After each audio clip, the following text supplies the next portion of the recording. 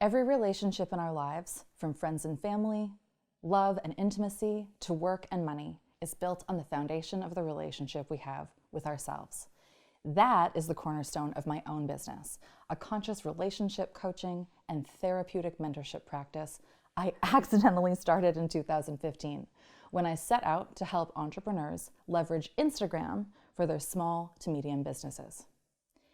Every time I met with a new client, as we would dig into the nature of their business endeavor, we necessarily dug into what was happening personally, relationally, and what was coming to the surface in terms of old stories and patterns related to success, money, purpose, happiness, value, and worth.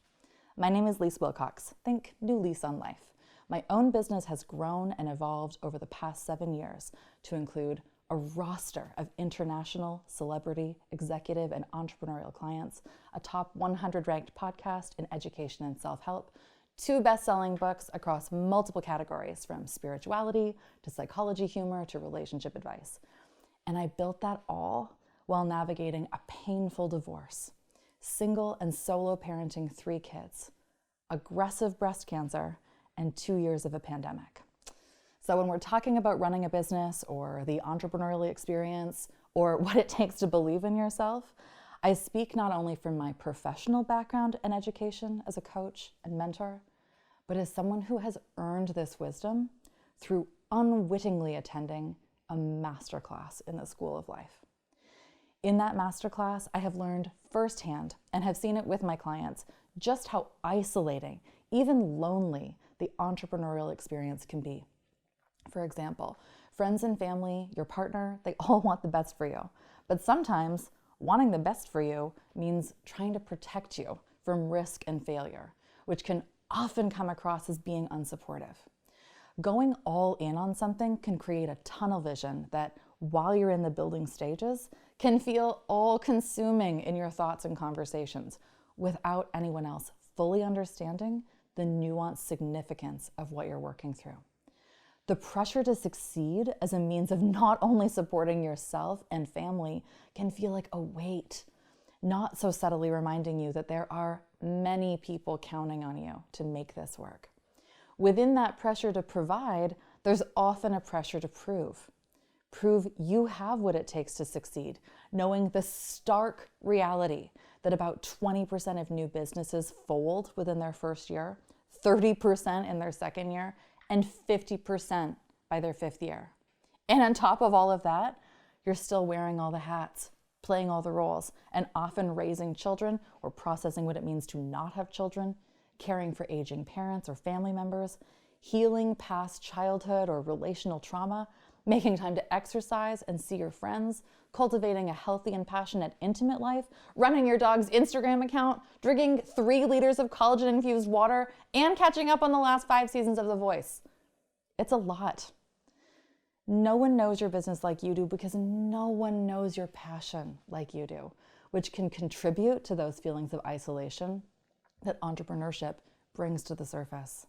And even so, entrepreneurship has some fairly predictable, shared, and I would argue almost universal mental and emotional milestones, along with the subsequent inner dialogue, particularly in the early stages.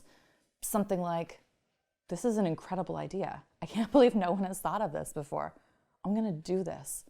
I could never do this. Okay, maybe I could do this and maybe I could be really good at it. Wow, this is incredibly difficult. Maybe this is a sign I shouldn't be doing this. Am I a fraud? Is someone else doing this better than me? Why am I doing this? I'm so lucky to be doing this. Oh, why didn't I think about cash flow? I'm sorry, I'm gonna owe how much in taxes? I feel so grateful to choose my own hours. I did not anticipate I was going to have to choose which 12 hours to work. You know what? It's working. I can't believe it's working. And some iteration of that script back and forth over and over for a while. So not only are we beholden to those glaringly obvious external pressures, but often to the less obvious and often equal or even more intense internal pressures. Those stories we tell ourselves about worth and inadequacy, ability and doubt, imposter syndrome, and the crushing fear of failure, all wrapped in a pretty little bow called perfectionism and fear of making a mistake.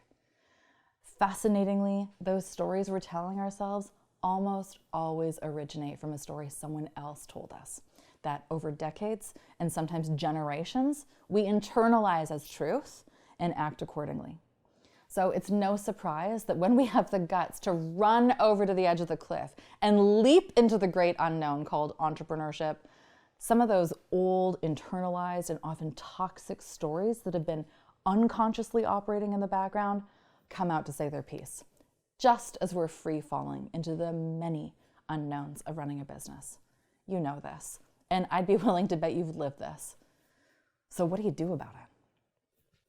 First, you take a minute to pause and ask, in those really intense moments of doubt, you know the ones, what is the story I'm telling myself? And is that story true? Just that moment of unconscious awareness, that brief moment in critical self-reflection is usually enough to get you out of your own head and start to see the forest through the trees. For example, you might feel anxious and afraid. In the story, you're telling yourself that you're starting to fail, or that you're not measuring up to someone's expectations, including your own, or that what you intended to build isn't happening fast enough or on your timeline. Chances are those stories are not true, but in fact, just temporary fears that are coming up from past experiences or relationships that have yet to be resolved. Our feelings are always feedback, each one giving us incredible insights as to what still needs to be healed. So some of your own inner work might include taking action to heal those unresolved wounds and create a more secure foundation within yourself to be able to carry on with more clarity, confidence, and courage in what you're offering via your work. Second, ground yourself with the realization that whatever you're feeling is a part of that normal roller coaster in working for yourself. In self-employment, we tend to trade the security of a predictable paycheck and fewer responsibilities for the freedom to operate on our own terms. That freedom, however, comes with the cost of a lot of insecurity and uncertainty. And that roller coaster of emotions is a part of the experience of the trade-off. So even in those moments of feeling completely isolated in your own entrepreneurial experience, allow yourself to appreciate that every other business owner is having the same emotional process as you are. And at each stage of growth and development, even if you don't know them personally or have access to the behind-the-scenes reality of their experience. Third, embody the truth that there is nothing more powerful than someone bearing witness to your own experience. Coaching, mentorship, programming, and resources offered through the Business and Entrepreneurship Center Northumberland and the community forged therein, those are all opportunities to have someone with a neutral but vested interest in your success bear witness to your experience and hold the torch of wisdom and leadership when you can't quite find your way or you just need some company and help navigating this uncharted territory and path you have found the resilience to forge ahead on. Sometimes bearing witness to your experience is as simple and profound as having that judgment-free sounding board to bounce ideas off of, with strategic and actionable takeaways to carry on ahead. Feeling alone in entrepreneurship is a real thing, and if left unchecked, can leave you feeling even more alone and isolated to the point of self-sabotage, which I'm sure contributes to those stats on how many businesses shut down in a relatively short period of time. Caring for yourself by seeking out the people and resources that make you feel seen and supported is actually caring for your business. As you strengthen the relationship you have with yourself, the relationship you have with your work, and the impact your work has on the world around you gets stronger too.